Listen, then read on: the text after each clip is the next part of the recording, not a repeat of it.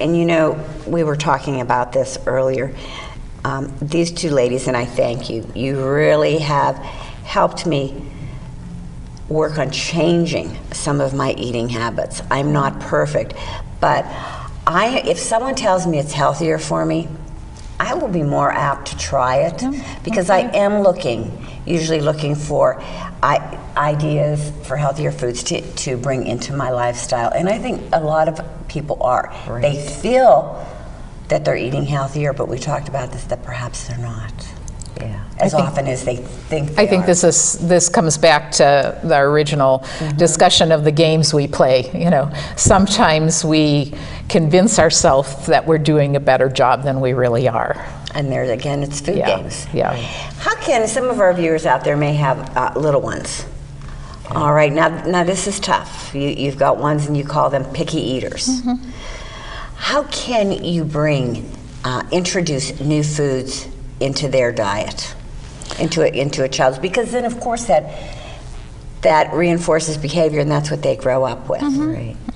I think serving as a good example, not like, okay, you need to eat this. Okay, you'll grow up big and strong, but having it on your plate. And when I was growing up, my dad would say, this is a silly example, but my mother would serve spinach.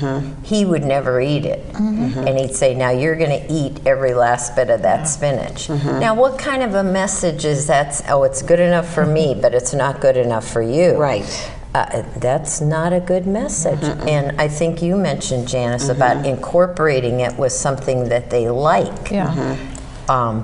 I don't believe in the bribery thing. Okay, if you eat this, then you'll get that. That gives food more power than it's intended to have, and that gives that child more power, because when it comes down to it, even though we'd like to influence what children eat, ultimately they have within their power to decide whether they're going to eat it or not. You can't force feed a child. Right. So, and if you have a hard time, okay, think about a child, and is it right for us to demand that they would eat certain things? That's not fair. The other thing is, too, just realizing that children's likes and dislikes change very rapidly. So just because your child, isn't eating carrots this week doesn't mean that by next week they're not going to be ready to try them. And typically, we don't like to waste food. As food preparers, we don't like to go through the effort of preparing food, not to have people eat it. And so, if your child's pushing the carrots away, you tend to stop making them and say, well, he's not eating that, I just won't make them. And that denies you the opportunity then to say, well, next week they're willing to try it, but I don't know because I've stopped making carrots. So, and I've read in parenting tips that it takes at least 13 tries of a new food before a child will accept it. Now think about it. Some parents react so strongly after one or two. Well, I'm never going to have that. They don't well, pretty soon you're running out of foods to serve. Let's face it. And that can't be. Okay, ladies, food games. We kind of understand what they are. Yes. What are some strategies that we can use to address these issues? Well, holding ourselves accountable, realizing that, the person, place, situation that we're in is not an excuse for not being careful about what we eat. So the buck stops here. All right. So when I say, oh, it's the holidays, that's not an excuse. It's one we use all the time, though, isn't it? But, But take that example. All right. This is Christmas, birthday, whatever you're talking about. Okay. And so that gives legitimacy to, I ought to be able to eat anything, right? How about just a comment to yourself, you know what? I've had birthdays before, I've had anniversary celebrations. Just this once, I'm not going to indulge in a particular thing if it's really a magnet attracting you to it. That's just one way to start the process. So my big thing is going to the supermarket and smelling the bakery. Okay. All right. Now here's what it sets up for me. Janice has heard this so many times, the sour cream donuts. Okay. What do sour cream donuts? What's the magnet there? I remember my dad in so many pleasant circumstances where he'd be asking for a sour cream donut or enjoying it, okay? So I go there and I say, I'm not buying a sour cream donut, but I'm gonna go up there and look at it to prove to myself that I'm not gonna do it. Okay, I managed to do that for 45 days, I want you to know.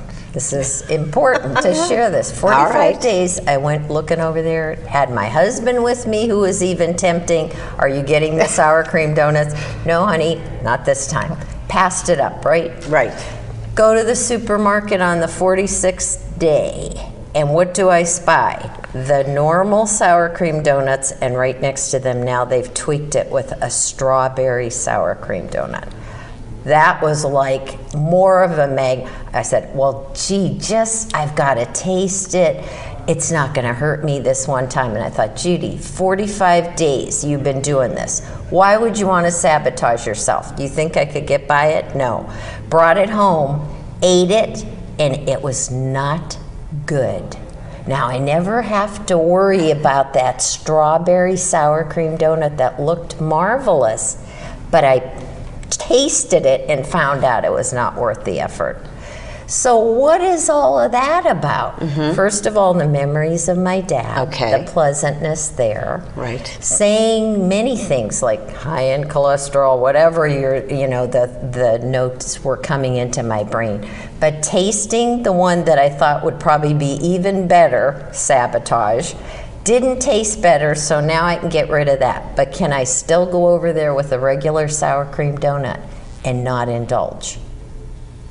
Not really. So now when I get a sour cream donut, it is split with my husband, and I can't have as much. That's just it. And it drives him insane. Why can't you just enjoy it? Because if I have one, I'm going to want 2 and 3. So, All right, I have a just say- question all right. that brought to mind is your Okay, story. fine. I have heard and I have lived by this, that if I have a craving Okay. for something, that if I have just a taste of it, Yes. that will satisfy that craving. Uh-huh. And you have to, if you have an actual craving, you should feed that craving. Is that a food game? Or is that truth? Well, the question is, if you satisfy that craving, the one, but the one bite do you doesn't do stop it. that? Exactly. You're the Exactly. person, not, some people are Yeah, satisfied some people by can do just that. a bite, not the average person. Yeah. I'm sorry. Well, you take So one all bite. you're doing is you're just bringing temptation Oh my God. in front of you. Absolutely. Yeah. And you really should just avoid it. Yeah, and then do you ever do this? And I think I've talked before about one of my cravings is potato chips, and I, will convince myself if I just have a few, I can. But you know what the commercial says about one just won't do it, and so then Right. I go back. And then do you ever say, well, you know what? I've almost eaten the whole thing. I may as well finish it off Finish it, because I'm right. going to come back tomorrow and eat it anyway. This is So, it. These Exactly. are the games we play with Right. ourselves. Right. But you have a good strategy that you said, what is it about potato I've chips now? switched to a smaller bag, and I Okay. only buy it every other week. So There you I'm go. still not where I should be, Right. but I'm better than I was before. That's right. it. Because for me, Right. if it's in the house and somebody opens it, I can leave the clothes bag there, but once my husband, I'll blame him, Yes, there you once he go. opens it, then I figure if I don't get some now, he's going to eat them all and I There won't you get go. any. You won't get any. So, See? It's not just a simple reaction to a Yeah. food or whatever. It's what surrounds it. I think you hit the nail on the head Yeah. with that one. So avoiding food games is And probably possible, if- and it's small steps. Yeah, probably if we just stopped to take a deep breath before we automatically ate, and we could think of There some of you the go. things that we've talked about, and Right. at least some of the time decide to do the healthier thing. Right. But Right. we're all in this together too. That's the other thing to right. remember. Oh, we gosh. all have games that we play, Right. and we all, no matter how good we're doing, could be doing better. Absolutely. So So it's, Hang in there. It's just kind of like you said, just just concentrating on what you're eating, and I think, like you said, if you just take a minute and think of what you've just thought, Yes.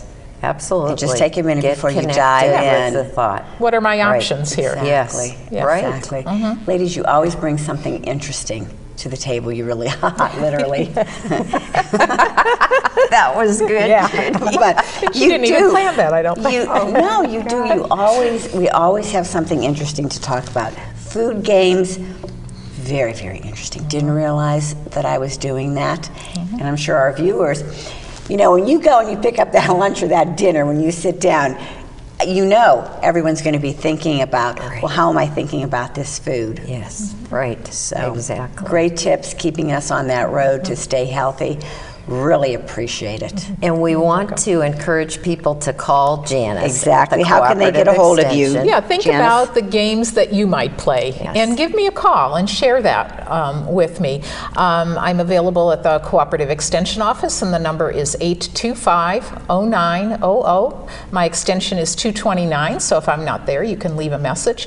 And those are some of the things that we use then for future programs to And address. we also have a neat little handout if you're lacking in knowing about what food game you play. We have a nice little handout to really be glad steer to you in the send right you. So direction. this is nice. Judy, thank you again so much for welcome. coming out of retirement for us. Janice, thank you for joining us. There you go, viewers. If you have any more questions on food games, please give Janice a phone call. She'll be glad to talk with you. Thank you for tuning into the Milker Government Channel. Till next time, have a wonderful day.